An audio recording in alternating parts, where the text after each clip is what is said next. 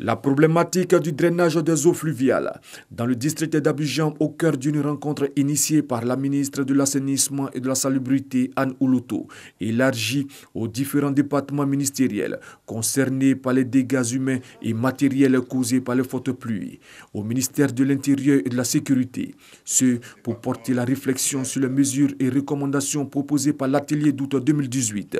Et pour la présente rencontre, il s'agit d'élaborer, selon le ministre de l'Intérieur et de la Sécurité, Sidiki Diakité, des mesures à prendre à l'effet de préserver des vies humaines pendant les prochaines pluies. À 5 à 6 mois des prochaines saisons des pluies, il était important aux membres du gouvernement directement concernés par la question, et cela sur instruction du Premier ministre, de se retrouver pour échanger d'abord sur le bilan des travaux effectués et ensuite élaborer les différentes mesures à prendre pour que la prochaine saison des pluies puisse être traversée par nos populations dans la quiétude. Les recommandations portent, entre autres, sur la gestion des déchets solides, l'occupation du domaine public et la réglementation en matière d'urbanisme et d'occupation des sols. Par ailleurs, il sera procédé au curage et à l'aménagement des cuvettes. Et ces travaux nécessitent plusieurs déguerpissements.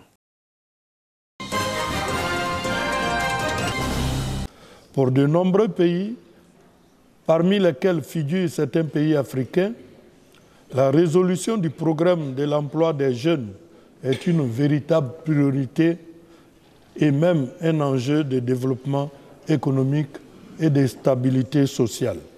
Force est de constater que, malgré les nombreuses initiatives menées, le chômage des jeunes stagne dans bien des pays et progresse même par moments.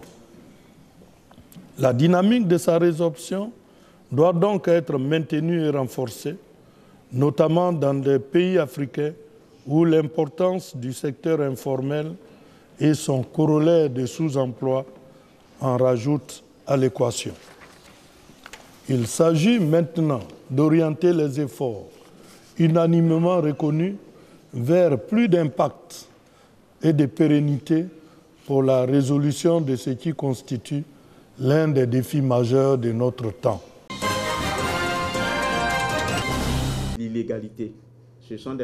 Rappel des engagements pris devant les mutualistes pendant la campagne, mais aussi le niveau de réalisation de certains projets et ceux en cours d'exécution. C'est l'exercice de transparence auquel s'est livré le président du conseil d'administration de la MUJEFSI, Mutuelle Générale des Fonctionnaires de Côte d'Ivoire, devant les journalistes.